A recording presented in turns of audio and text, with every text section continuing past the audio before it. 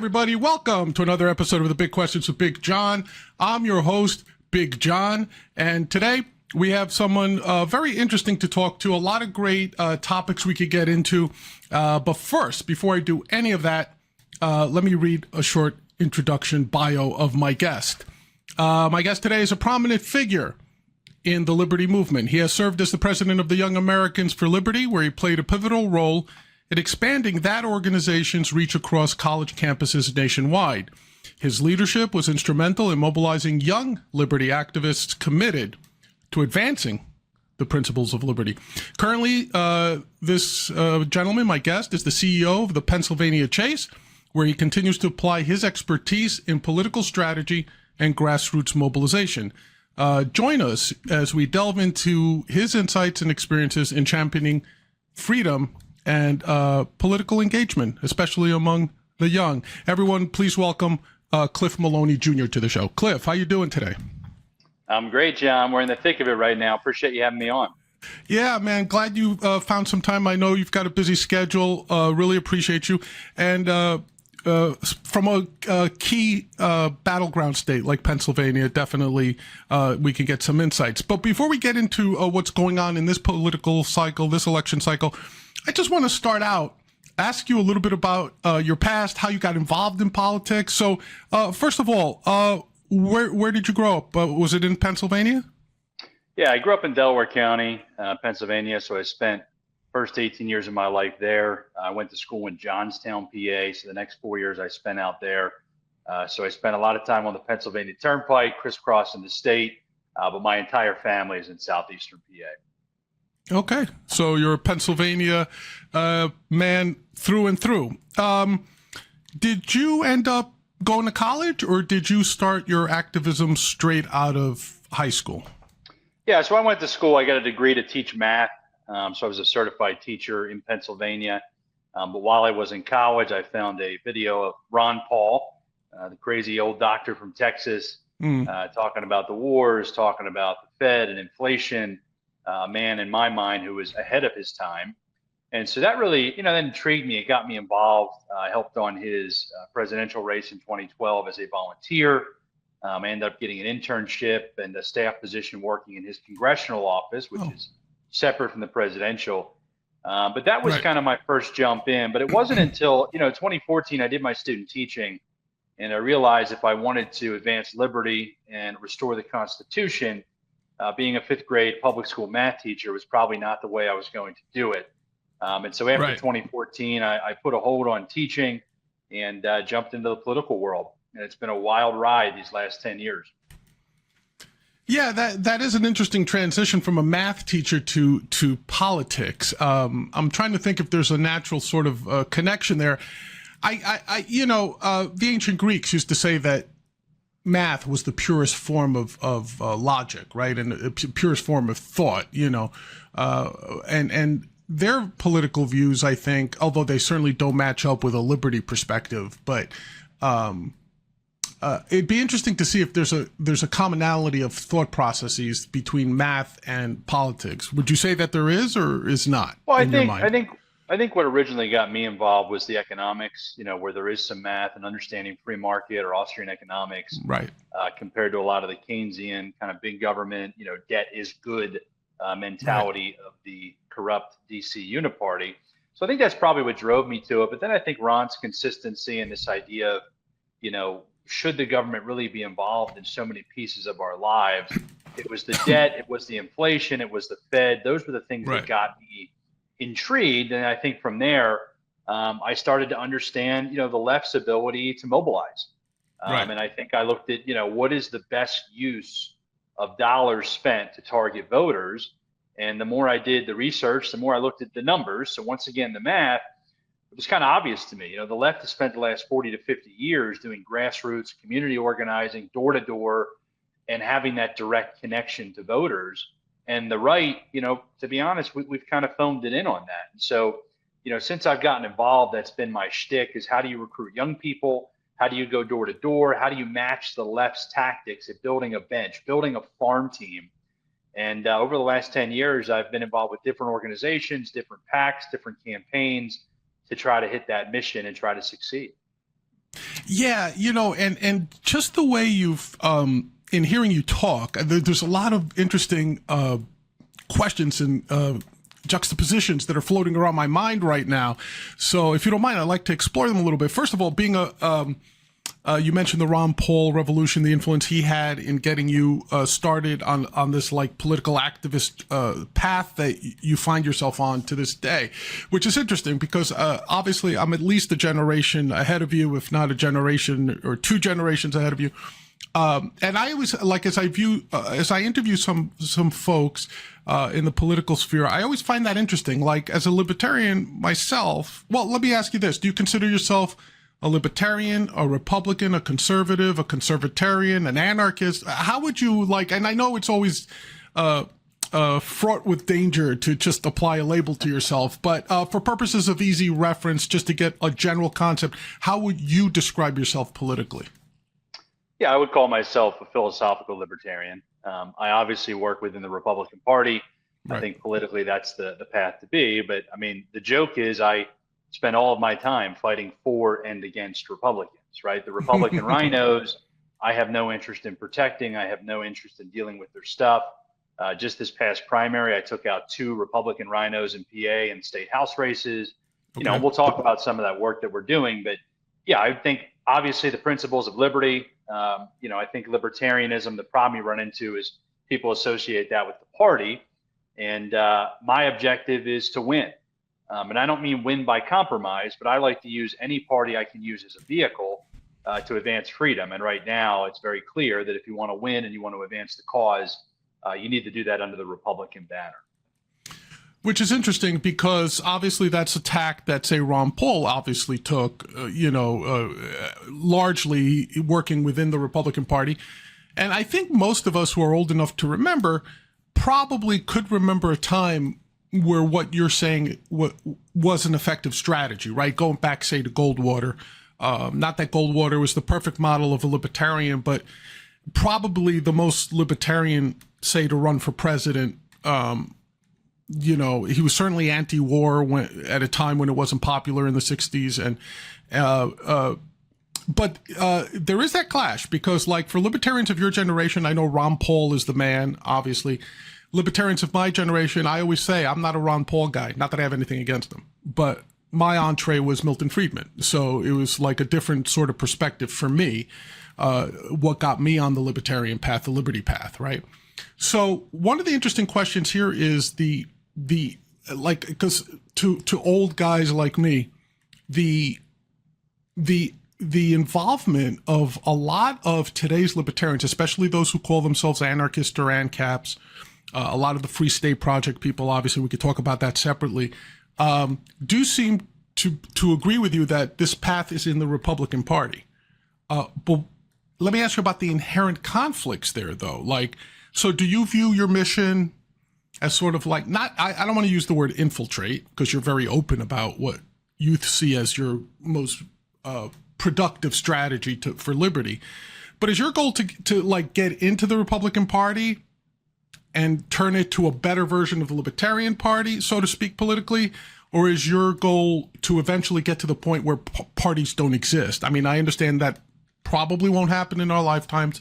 But like, what's the end game of this current strategy you're on? Because I could, like, if I was to play devil's advocate with you, Cliff, I'd say, like, why are we supporting somebody who's anti-free trade? Why are we supporting someone who comes off very much as an authoritarian in his nature? Is it a lesser of two evils deal? Is it a let's get in, then we get rid of those types of Republicans as well as the rhinos? Like, tell me what your vision for the end of your strategy is in your perfect world. Yeah, let me answer the lesser of two evils question, then I'll talk about overall strategy. So, look, for years I've been the guy, don't vote for the lesser of two evils. But I think if you're a right-leaning free market libertarian, my argument for this being the time when it does make sense is pretty simple. They're trying to chop off the private parts of young children. They believe that the government can be weaponized to go after political opponents and political candidates. And I feel like the deep state and the uniparty, if there's ever been a time that it's like there's clearly a side against those forces, it's now. You have Tulsi Gabbard, you have RFK Jr. lining up with Tucker, with Trump. That is a type of coalition that I want to be a part of. And I think if you're an ANCAP, I think if you're libertarian, I think if you're a constitutionalist, if you're anything that deals with free markets, I think this is the time. I mean, it's the reason why I'm all in. You know, I've always done state races. And so I just tell people if there's ever a time that things may have changed to start voting in one of the big parties, this is it. And I'm putting all my energy towards this. Let me take a step back, John, and tell you, sure, my mission, you know, we have this program called the PHAs, but the organization that we have that runs it is called Citizens Alliance. And so in 2021, I launched this new organization, Citizens Alliance, and we're active in 4 states: Pennsylvania, New Hampshire, Idaho, and North Dakota. Now you might say that's a pretty random grouping, but there's reasons for each of them. But really what we're trying to do, if you want to know what makes me jump out of bed in the morning, sure, is we're trying to create a liberty state. Okay. And so we have these 4 states as our targets. And at the end of the day, what's my mission? What am I trying to accomplish, you know, 6, 7, 8 years from now?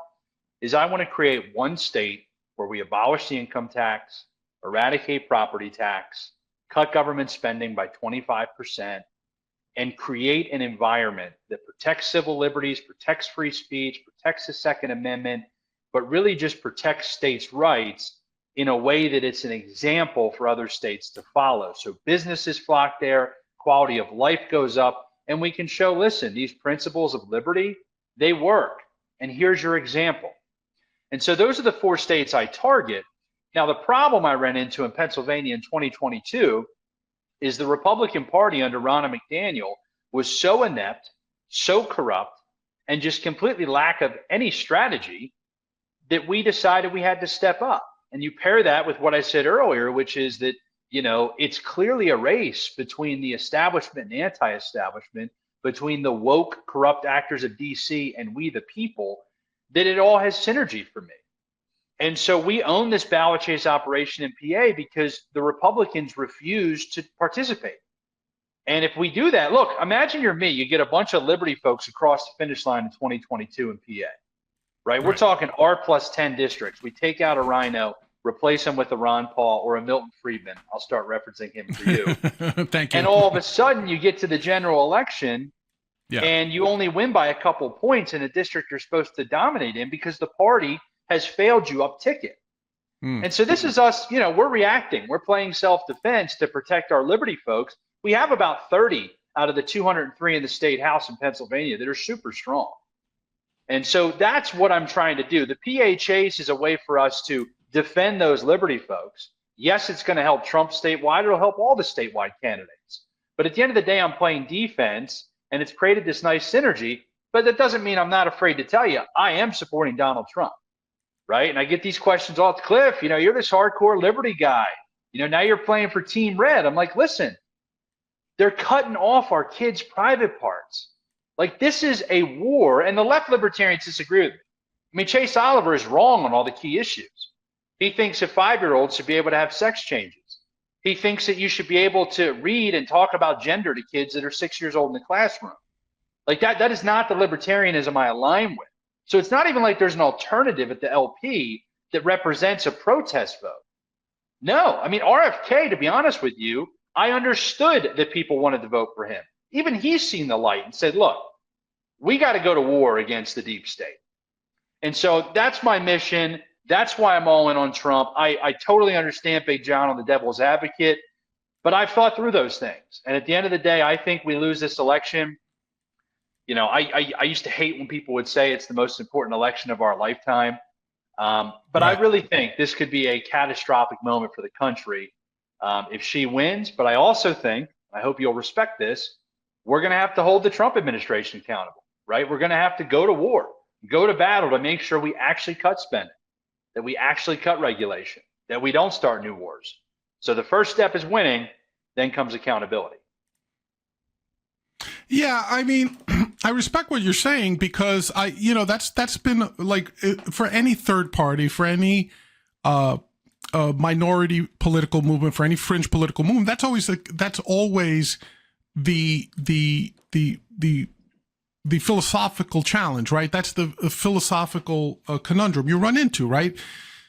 Now, everyone seems to have their personal line as to how much compromise is enough and how much is too much, right? Now, I've been very clear about my political thing, right? I'd rather stay home than pull the lever for either Harris or Trump, okay? So that's my perspective, because I think either one of them is too much. If you'll allow me the experience of my advanced age, it's always been the most important election in history. It always seems, I'm not questioning your integrity, Cliff, but it always seems like it comes down to the lesser of two evils argument on some level. I also further agree that my particular outlook doesn't yield victory. So I get what you're saying. And it's, to me, it's a matter of that personal line of how much is too much in terms of, was Gary Johnson a line too far? If you were an LP guy? To me, in my mind, probably not. Was William Waldo a bridge too far? Yes, absolutely. And now why? That's just my assessment. You could easily make an argument, a cogent argument, to say both those guys were a bridge too far for the Libertarian Party. Same thing with certain Republicans. I'm sure you feel the same way. So it does sound like you consider yourself a little bit like a small L Libertarian right now, and a big R Republican as a means to an end, correct? Is that a good summation? Yeah, but I don't like big R, because at the end of the day, I think I go to war against the Republican establishment 7 days a week. So, now I'm on Team Red because it's the general, but you can count on one hand how many people are going to war with significant resources in the primary. So we're wearing a couple hats, but yeah, I think yes, I am all in for Trump. I am proud to say that. I probably wouldn't have thought I would have said that to you 15 years ago. Sure. But yeah, that's my opinion. I totally respect yours. And my opinion is that this is a time for us to, link forces and to make sure we stop somebody like a Kamala Harris. But then again, if you're somebody that's, I've got a lot of friends who just want it to burn. So, in their mind, this is just showing how far we've come, that enough voters are even considering voting for a woman that has no policy positions, really no ability to speak and have any type of message. And this is a real race, John. This is not anybody that thinks that Trump is going to walk with this. I mean, I'd like to see that, but this is a real race. She has a potential to be the next president of the United States. Oh, I agree. A lot of people. Yeah, I agree with you on that point, that without a doubt, I don't think this is in the bag for Trump. Without even yielding to any sort of voter fraud or anything like that in particular. I just think if you look at some of the more serious polling, it really is a toss-up. It could go either way. So unless there's some sort of surprise on either side, my partner here is a dyed-in-the-wool conservative, which FYI, I'm sure he would love to have you on his live stream podcast. You seem like his type, because he's also always complaining about how the Republican Party has failed the grassroots, and how the Republican Party doesn't knock on enough doors, doesn't reach out to the minority communities, especially. So I understand that part of it. And but you're absolutely right. I think it's a 50-50 right now. Everything's within the margin of any polling error. Except for the really partisan hacks on either side of the polling. So I agree with you. If you're a Trump supporter, it is by no means in the bag. It is by no means in the bag. And if you're a Trump supporter, you definitely should go out and make sure you continue the thing. Just to focus a little bit, though, because I always find the Free State Project super interesting to me. I use the term Free State Project. I know that's specific to the New Hampshire guys, but it's the same concept as what you mentioned about, what was it, Pennsylvania, New Hampshire, North Dakota, and Idaho or Iowa? Mm-hmm. Which one? Idaho. Okay, so make sure I got that right. Okay. Do you feel that that type of Free State Project, as a general term, do you feel something like that is achievable strictly through migration and political means? Or do you feel that at some point there has to be either a secession of some sort, be it peaceful or violent? Do you feel there has to be some sort of secession from the U.S. in order for a Free State Project to truly execute your vision of becoming a beacon? Like a lot of people with, when Hong Kong, for example, became that center of free trade and pretty much sort of a libertarian place to go back in the day. So do you feel that can be achieved solely through political means and migration? Well, I told you I'm a math guy, so I'll give you the formula. It's very simple. Absolutely. For us. So am I. Go ahead, hit me. So we have a Liberty Pledge that we run in each of our states. So we ask candidates to sign the Liberty Pledge, and then we hold them accountable to that. It's a Citizens Alliance, pledge based on the state constitution and the U.S. Constitution. It's hilarious when people give you excuses to not sign it. I mean, it's literally the two documents they take an oath to. But we're able to use that to be consistent and hold them accountable. So here's the math. For us to create what we call a Liberty State, we need 25% of the state house to be pledge signers in good standing. We need 25% of the state Senate to be pledge signers in good standing. And we need a Liberty governor. That's my equation. Now, people can disagree. Some people say it could be lower. Some people say you need more than that. But what I have found is if you have 25% of the legislature in both chambers that are very much aligned with you, right? I'm not talking about good votes here and there. I'm saying they're in good standing. They've signed your pledge. You can get some amazing things done. I mean, you look at New Hampshire, we've got over 25% in the state house. We've got over 100 libertarians elected in the state of New Hampshire. They might be running as Republicans, but they're elected and they're serving and they believe in the philosophy of libertarianism. Sure. That's why New Hampshire has put out some of the most free market budgets in the history of New England. Right? It's not because there's just, some random chance. It's like, no. So we have over 25% in the state house there. Idaho, this general election, we have a chance to have over 25% in the state Senate.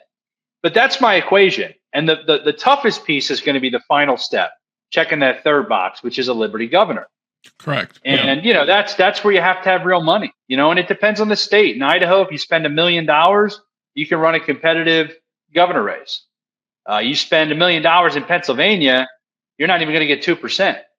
Right. I mean, it's going to be, 30, 40, $50 million races. So obviously the state you're in will dictate some of that, but that's my equation. That's my formula. 25% of the House, 25% of the Senate, a Liberty governor. And that's what we're working to. Every morning I've got three boxes to check in all of my 4 states. And I want one state to go green on all 3. And that's when I think we can actually achieve what we're trying to do. We'll take the small wins along the way. Right. Yes. But that's how you get to where we have critical mass to bring about real change and real reform. If you don't mind my asking, because by profession, I'm a data scientist, so I could talk math with you all day. But let me ask you this. How did you arrive at that 25? I don't need specific formulas, but is 25, people say like, hey, Cliff, 25% is still the minority, right? Do you say 25% in each chamber? The Liberty governor piece, I think that's fairly obvious and self-evident, but I'm saying the 25% in each state chamber, are you saying that's enough as a leverage block to influence other legislation? Is that why you chose 25%? It's like a really powerful, like say in a European parliamentary type of situation, it's really a block that could hold significant power to influence through cutting deals with, say, the 2 other major parties. Yeah, well, I think what happens is, once again, I'm not talking about 25% Republican, right? A lot of partisans will jump. Right, I mean that. Just Liberty people, right? Liberty people. People that are hardcore with us on the ideas. The reason we went with 25 is we found in most states, if you control 1/4 of the legislature, you're going to control the whole legislature, right? Because if you have 1/4 of the legislature, you're pretty much going to be able to control the majority party voting for who the speaker is and who the majority leader is. In New Hampshire, the speaker and majority leader are huge allies of ours. In Idaho, it's about to be the case in the Senate. If you look at Pennsylvania, the Republicans are in the minority, right? So we don't have our critical mass there yet. We're not even close to 25%, to be frank with you. We're at like 8%. So we've got a lot of work to do. But, once you're in the majority party, if you have 25%, I mean, if it's an 80-20 Republican to Democrat chamber, then 25% is probably not enough. But we find that if you have 25% that are a lock and they're going to vote as a block, you're going to be able to have significant power over not just votes, but controlling the chamber in terms of what legislation is heard, what is blocked, et cetera. Right. And like, just out of curiosity, do you guys do some sort of rating similar to the ACU or something like that, where you could say like, hey, this guy has a liberty rating of, 0 to 100, 100 being 100% aligned with liberty ideals. Like, do you guys publish something like that as a matter of reference, or is that something you're working towards, just for people like me that can go to your website and actually find something like that and say, hey, I think I can align with so-and-so? Yeah, so I represent Citizens Alliance of America, but we do have a specific state chapter in each of those 4 states. So if people are looking for the websites, each chapter, Citizens Alliance of Pennsylvania, Citizens Alliance of New Hampshire, Citizens Alliance of North Dakota, and Citizens Alliance of Idaho, they're all going to have their own websites, because we try to keep it local, and we do. We have a local that runs the state chapters, but each of them, John, has what we call standings. And those standings are simple. We don't put out scores. They're either in good standing, questionable, or bad. And obviously, we're scoring all the votes to come up with what that threshold is. But what we do that's kind of fascinating, and anybody that's ever trying to start any type of political group, I really recommend this. You have to back up what you're doing with pain and praise. I mean that figuratively. We call it political pain and political praise. Sure. But pretty much a lot of groups, what they'll do is they'll just spend money around the election. And they're competing with other groups. They're competing with the candidate. And everybody's spending and trying to get a message out. And these are state house races, which the name ID is very low. People are not familiar. You're competing with all these big federal races and national elections. Right. What we do is we have what we call 365. So we do pain and praise all year, even in the off years. And so what you're doing is you are able to set up different individuals that are complete rhinos or sellouts, or a Democrat that's horrible, where you have a candidate you're planning on running, and you can start educating and talking to the voter, right? You can start spreading the word about how bad this person is, and just exposing them, just telling the truth.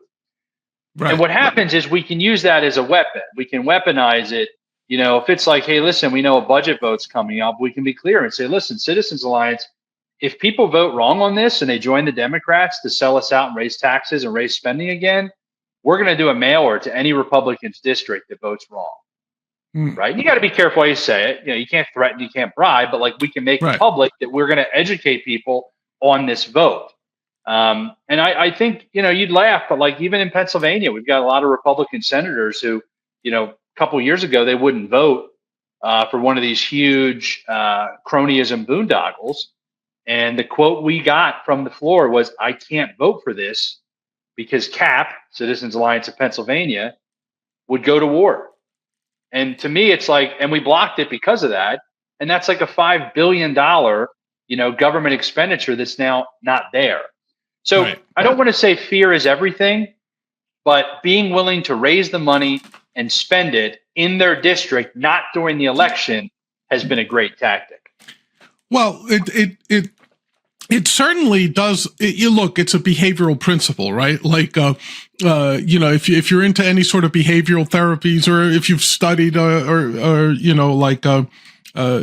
it was Lovaas or somebody like that, like they would always, or Skinner, what's the best way to change a behavior that you want to see eradicated? It's identifying the antecedent, and then immediately after the behavior, providing praise or criticism, right? That is the best way to change a behavior.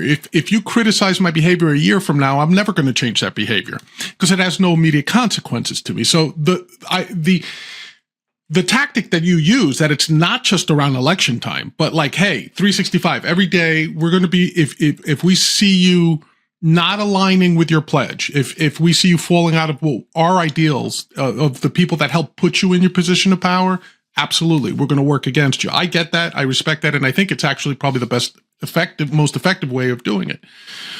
Let me ask you this.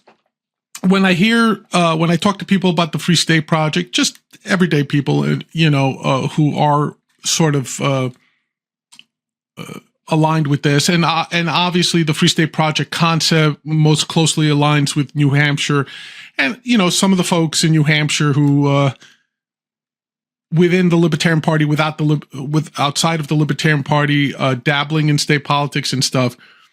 Listen, a lot of their rhetoric is very harsh. And a lot of their rhetoric, I mean, you made the very clear distinction. We're not physically threatening anybody. We're not, but we're not, what I got from you is like, we're hardcore political people, but, we're not threatening anybody. Whereas in some of these, especially coming out in New Hampshire, there's a lot of rhetoric where you see things like if you disagree with these Democratic state senators, spit at them, yell at them, follow them until they leave the state. You know, you get these types of admonitions from, and again, I'm not naming anybody specifically, but I think you and I both know who we're talking about, who I'm talking about, I should say. Do you, I'll give you the opportunity to say, do you or do you not agree with that sort of messaging and tactic? And then based on your answer, I could ask you a follow-up. Yeah, well, I think there's always a place for, you know, what's the word I'm looking for people to, you know, kind of flash or grab attention, maybe sensationalism, but I don't think we're at a point where violence makes sense. You know, if people are joking or it's satire, that's very different. But I do think, you know, I mean, listen, I don't think it's crazy to say that we're going to be at that point in the next 4 to 5 years. I hope I'm wrong. I truly believe at a certain point you are going to see, whether it's secession, I'm not pulling for it, but I think at a certain point the federal government's going to become too big. I think the moment happens when California, Illinois, or New York need a bailout, and you're telling a country music loving 22-year-old from Alabama who's got 40 guns that he's got to bail out Gavin Newsom and their degenerate elites who are drunk on power spending money. I think that's when you start to get into some issues. But no, I don't think violence is the answer. I do think at a certain point that could change, but I think now we have a system. The system is not working well.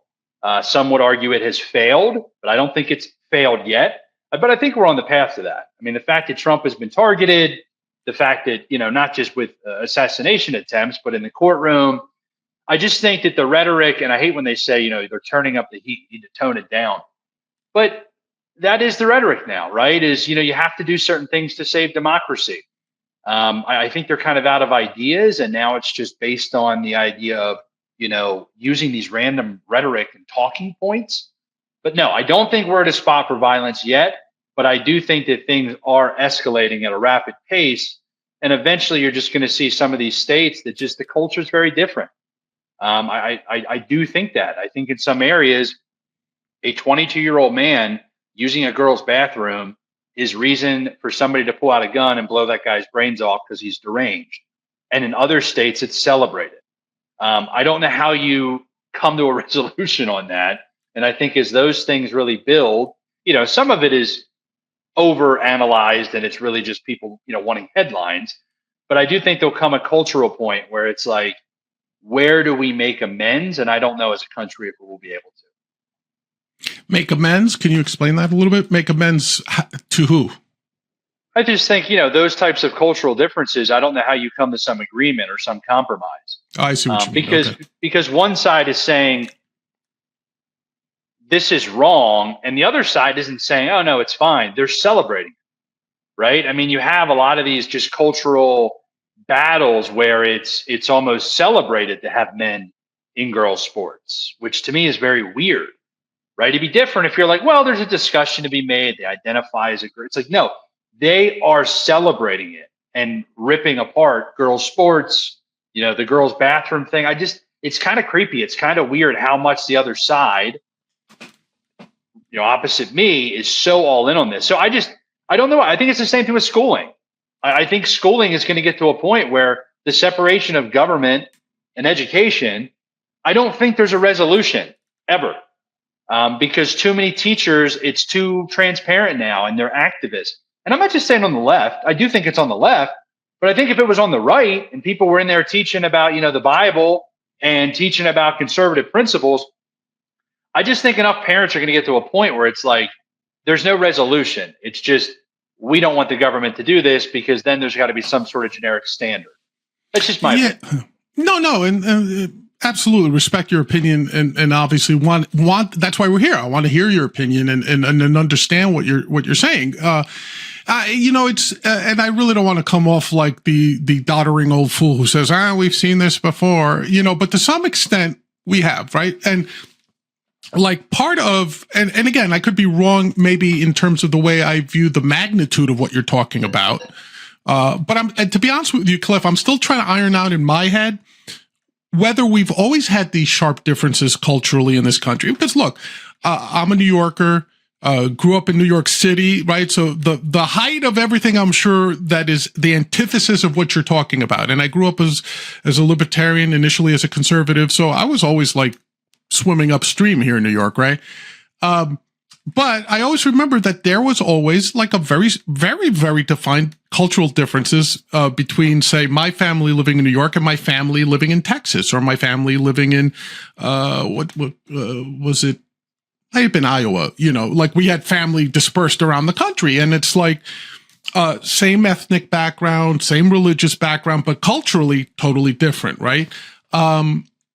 I don't remember it being as magnified as it is now, but I'm struggling if that's due to the advent of social media, where everybody now feels the need to get on social media, proclaim their beliefs. I'm not blaming anyone. I think that's a natural course of human evolution as technology advances, right? Do you feel like maybe that is part of it as well? We're all more aware of our cultural differences now, and then we have this inherent need to like pound our chests for tribalism and say like, hey, my way is best. I'm going to tell you why it's best. Whereas before, hey, if you were Bohemian, you moved to Greenwich Village in New York, no matter where you were, right? And if I was tired of the rat race on Wall Street, I would travel north to Connecticut or New Hampshire, you know, something like that, or you know, or go out west to Denver or something, right? Colorado. So I think that cultural sort of these cultural bright lines always existed. I'm just not, I'll be honest with you, Cliff. I haven't figured out if people are just now more naturally combative based on the influence of these cultural divides, or if it's a magnification, which is, as we know, social media is all about amplification, right? Or is it due to social media that you now see these more passionate divides over culture? What do you think? I think alternative media has really, I mean, one, I hope it destroys legacy media. I mean, I think shows like yours, you look at all these different, you know, abilities to get directly to the people, right? Firsthand knowledge. And I think it's one of the most beautiful things that's happened, not just for the sake of free speech, but for dispersing information. Sure. To answer your question directly, I don't think people want to put up with it. And what I mean by that is you might be right. Like maybe it's not that much more than it was 10, 20, 30 years ago. But I do think people are much more knowledgeable about it, right? Because of that ability to have that information dispersed. And I think because they're so knowledgeable, I just think people are fed up. And I think COVID with the schools just really opened people up to, well, what are you teaching my kids? And look, that could be a derelict of parenting, right? For a couple generations. I'm not blaming just the school system. Right. But I think it's a mix of both, right? I don't think it has 10x in terms of the partisanship or the, hey, I'm right, you're wrong, and I'm going to cancel you, or we're going to own you, and you better get in line on both sides. Right. But I just think that the knowledge has been so much more easy to access. I think things are just there for people to take in. And I think that's why you found that, you know, there's a lot more rhetoric, but it's because it's getting to the people. It's not just Walter Cronkite at night telling you the news. Everybody's got different hosts like yourself that they trust to get their news from. And, you know, there's different pieces. And I mean, the thing I'm most excited about, listen, I've done plenty of legacy media, right? I've done political commentating. I mean, I'm still doing it. And it's so much better to do long form shows like this where I can talk and go in depth on an issue rather than 4.5 minutes on corporate media where I get, you know, my 90 seconds, 3 30-second responses. I just think people want that deeper conversation. And with that deeper conversation, John, comes people more heated, more emotional. But yes, just I think they're more aware of what's going on, and it's tapping into something. Whether it was the same 30 years ago and we just didn't tap into it or not, I don't know. But I think people are probably more offended because they're realizing just how deep the opposite side's views are, or how much, I won't say deep, but how passionate the other side is. And I say that for both ways, right? The left sees the right, sure, and it's like, man, I used to think that they just were, you know, Bible thumpers, but they actually think a woman shouldn't have the right to choose. You know, that's horrendous. That's misogynist. And people on the right are like, holy cow, they actually are okay with chopping a 5-year-old's penis off? That's pretty wild. I just thought they used that as a talk. it's much more in depth. And I think that scares people, and that fear brings the energy up in the room for everybody. Yeah, I largely agree with what you just said, Cliff. I really do. I'm not looking to poke holes in your argument, because I don't think there are holes to poke in there. I think you're right. I guess just in my mind, like, for example, I was still in high school when the AIDS epidemic broke out. And obviously at that particular inflection point, late 70s, early 80s, it became obviously a political issue, but culturally you would hear people what was happening, right? So like folks from the Midwest would say, well, that's what happens when you go to New York, where they don't mind if you're gay, and they've got a whole little town called Greenwich Village where all the gays get together, and of course this is God's vengeance, and blah blah blah blah blah blah. You still had that sharp cultural divide, right? And it's like, oh, those Bible thumpers in the middle of the country somewhere, they don't understand what's going on, and they want everybody to live exactly the way that, you heard it from both sides. But I don't know that there was that much hatred. Do you know what I mean? I don't know how else to describe it. And it is largely a first person perspective. Obviously I can't speak for other people at that time. But largely someone in New York didn't give a rat's ass about what somebody in Chicago did, and didn't care what somebody in California did, Texas, Minnesota. Nobody cared, right? Unless you were in that state, nobody really cared. And that had to do a lot with the media being localized. Like you mentioned Walter Cronkite, right? Guy was basically a communist. We all kind of know that. We all understand the leftist bias of the media back then. But the stuff that really inflamed people to the point that it's inflaming now was not localized, right? And to your point, that's social media, that's long form content. And let's face it, there's a lot of unvetted stuff that goes, like you and I may sit and double check resources. A lot of people don't. It's still the same consumption, just from different sources, right? So that's an interesting point. I'd love to see if we could ever get to some sort of understanding at what drives this vitriol between different groups, right? So yeah, I'm not for any body parts being chopped off. But honestly, what's the extent of it? And like, how often is it done? And, these are important questions, but politically, what do? You just hear both sides, right? This is horrible. It should never be done. It's happening all the time. And the other side is like, no, it doesn't happen all the time. But I don't know which one is right. And obviously my opinion might be based on that actual fact, right? So interesting stuff. And, but I do appreciate that you're out there actually trying to because a lot of the problems with the Libertarian Party in particular, and libertarians and liberty people, and by the way, the same goes for the Greens, and the same thing goes for the communists in this country, right? More often than not, you're focused on the top level, the presidency, a state, not a state senator, but a U.S. senator or a congressman even. But I like your approach. It's like, hey, we're going for state houses. We're going for the local water commissioners or whatever. And obviously so in the states the 4 states that you've targeted, Pennsylvania, New Hampshire, Idaho, and North Dakota, did I get that right? Very impressed. Thank you. I try. And at this age, it's hard. Trust me, Cliff. 60-year-old brain does not work the way the 30-year-old brain did. But where do you see yourself gaining more traction? I mean, I might be tempted to say New Hampshire, but that's also what generates the most noise coming out on this issue, right? Is New Hampshire. Like, how are you doing in the other 3 states? Pennsylvania, you mentioned minority Republican Party, so it's tougher there. The spend there is tougher. How's North Dakota and Idaho going? Yeah, Idaho's our top ranked state by far. New Hampshire and North Dakota, I'd probably put tied for second. It doesn't mean we're targeting them differently. My New Hampshire folks will go nuts. Why did you say that?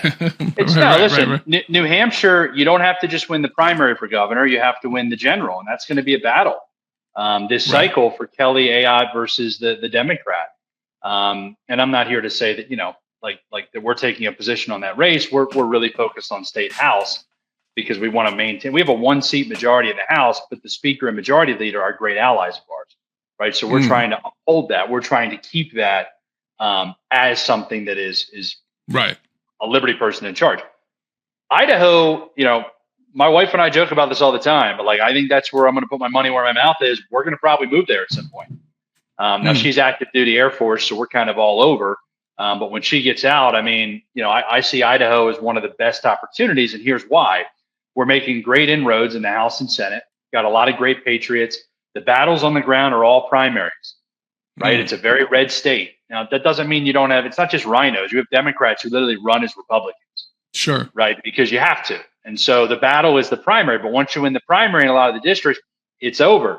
The governorship, you win the Republican primary, it's over. And the governor, the previous governor, Brad Little, I think he spent about $2 million to get elected. That's it. I'm not saying that's a drop in the bucket, but compared to Pennsylvania, oh sure, yeah, comparatively compared speaking, to New Hampshire, yeah, New Hampshire, right, they're going to spend $10 million each in the general. So when I look at, hey, where is the best chance for us to check all three boxes for this Liberty State project? Idaho is where I see the most potential. North Dakota has a great demographic in terms of the same thing with the red state. We've got to develop some talent there. We've got to really get into recruiting a little bit better. But I look at Idaho as number one for most likely. I put number two tied between North Dakota and New Hampshire. And then Pennsylvania, we're rebuilding, right? We're trying to pick the battles that make sense. It is a swing state, so there's a lot of energy. There's a lot of competition.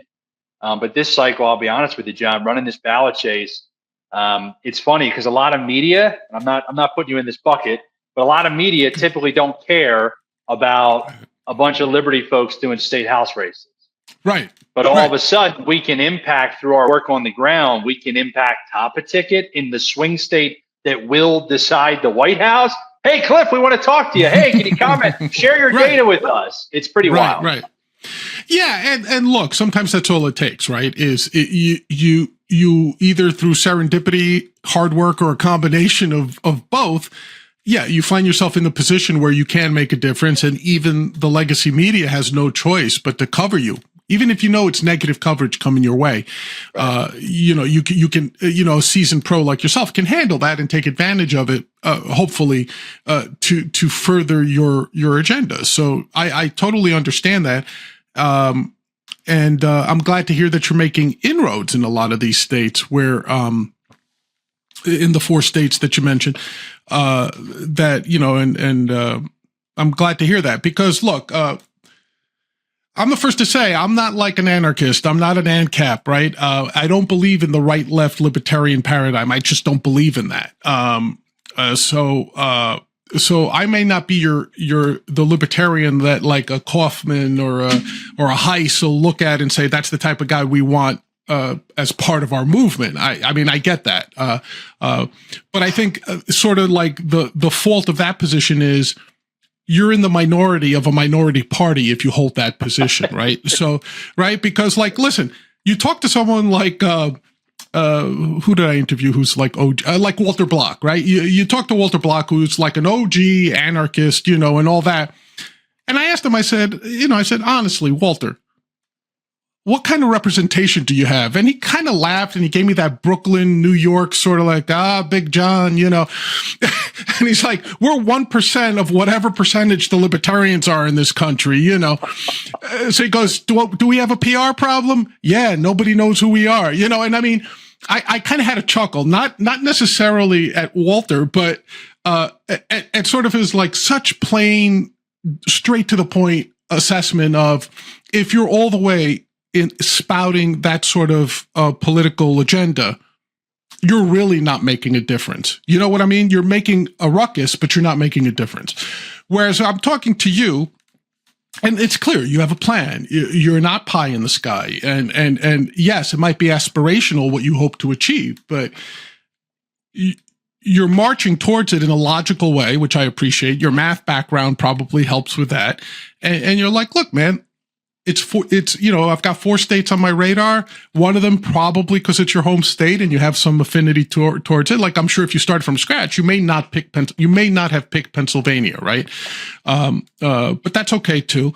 But it's very interesting to me, and I do appreciate that you've put this plan together and that you're out here talking to me and anybody else. You're willing to explain yourself and explain your positions and your philosophy, and I think that is something to be proud of, and John, let me make one quick comment because I think I like to give this advice. Now I'm 33 years old, so anybody older than me that's listening, don't take offense to this, but in the last 10 years, I have really found one of the epidemics with any non-mainstream party, independent. Sure. I mean, the epidemic I find is it's not that there's a lack of interest or that the ideas are wrong. There's no plan, number one, and number two, there's no money. Right now, I come from suburbs of Philadelphia, blue collar, working family. And I get in some of these rooms with these political gurus and all these strategists. And I learned very early on, it's great to have an idea, but if you can't fund it, it's like having a car with no gas. Oh, right. Sure. And the other thing that really frustrates me, and I'm sharing my lessons so people can learn it in 30 seconds rather than banging your head against the wall for a half a decade. You have to be able to fund it, but you also have to be able to measure your results. Right. Yes. If I said to you, I'm trying to create a liberty state, but I didn't say what my threshold was of 25% in each chamber and a liberty governor, for 10 years, I could keep going back to donors and activists and volunteers and politicians and say, hey, we're working on it. And I realized after Rand Paul's 2016 Senate race, the power of winning, right? Because we had like 200 people on the ground just volunteering for Rand that we helped.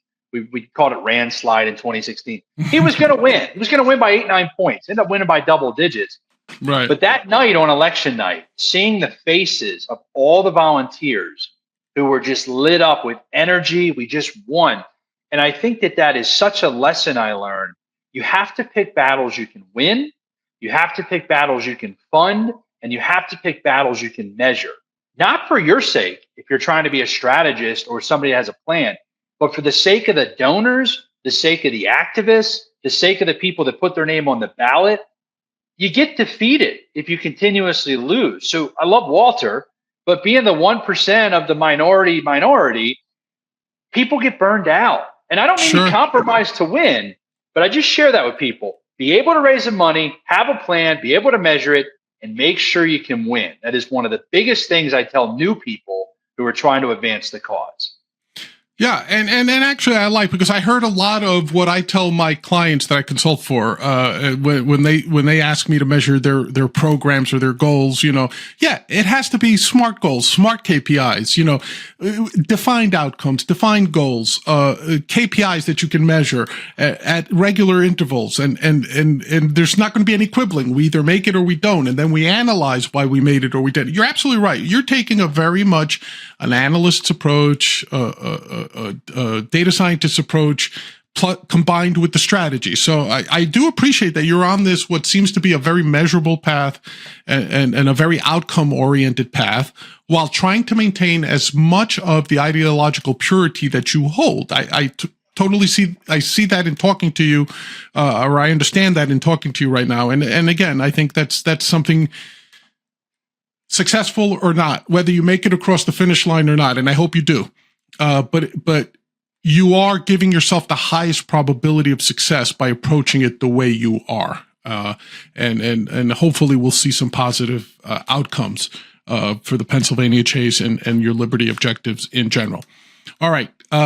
Cliff Maloney, thank you for joining me on the Big Questions with Big John. But before we end, it is now time for a segment I call Silly Questions. These are going to be 5 questions that have absolutely nothing to do with anything other than letting folks hopefully get a little bit more of an understanding of who Cliff Maloney Jr. is. All right, question number 1. Which historical liberty figure would you invite to karaoke night, and what song would you make that person sing? Thomas Jefferson. And I'd probably make him sing Meatloaf, like a bat out of hell. Interesting. Why didn't expect that from a third. Thomas Jefferson, I fully accept. Bat out of hell. Explain to me, why bat out of hell for Mr. Jefferson? I just think, I was thinking, what's the last thing he'd sing? And I think that might be it. Great. Have some fun at karaoke, enough. A couple beers. Yeah, absolutely. Okay. Which political movement will most likely achieve its goals in your lifetime, Cliff? Not mine, because mine's coming to an end soon, probably. Antifa or the Free State Project? Wow, I'm usually an optimist. I will say Antifa. And is it because doesn't mean I'm not gonna fight like hell to ruin that? But I think the reality is, I think this election will tell us, how much is public perception of what's acceptable and not. And I think we have a lot of work to do. And I think what's more difficult for us is we're not offering anything in terms of handouts, right? There's no lobbyists coming to our door offering us things. All my money comes from grassroots patriots that believe in the Constitution. Right. And I worry when that scale will tip a little too much. So I'd like to think it's the Free State Project. I'm working towards that. But I think Antifa will succeed in certain states way before we're able. I think they have already. I mean, they've taken over some of these states. Yeah. Thank you for your honesty on that one, and for that assessment as well. Okay, what's your favorite sport and what's your favorite team? I think I know the answer because I saw you drinking out of your coffee mug, but I'll let you answer that. Yeah, I am a huge Eagles fan, diehard, but I actually would say the Phillies. I'm a baseball guy. Played football, played baseball, but I do love the Phillies. It's tough to keep up, with travel as much as I do, 162 games a year. Eagles are a little easier to follow. I can try to get to 3 or 4 games. Right. But definitely the Phillies is my diehard team. See, now we may have set ourselves up to be mortal enemies because I'm a Giants and Mets fan. Growing up, even though I grew up in the shadow of Yankee Stadium, I have to admit to being a Mets fan because my favorite player growing up was Tom Seaver. So I grew up a Mets fan in the shadow of Yankee Stadium, which did not bode well for me walking home from school. But it's good to know. Okay, Phillies and Eagles. You got the best of us last night, so you got the W currently. Yeah, that's true. Short-lived, but I'll take it. What's your go-to analogy to explain liberty concepts to children? Or young, let me change that to young people. Some people make things happen. Some people wonder what happened. And most people in America never know anything ever happened at all. I like to explain that and really, try to, when I'm teaching young people, there's a very rare few, you can compare that to the founders, right? You can compare that to different people who actually wasn't this majority. But it really is, it's the work of the activists behind an ideology and who is the most efficient, who's the most effective, who's the most impactful. And so I always tell people that, the vast majority of people in your life have no idea what the Federal Reserve is doing. They have no idea, what is causing inflation and the overspending in Congress. They just don't. They don't understand the spying. They don't understand the DOJ, the FBI, and some of the weaponization.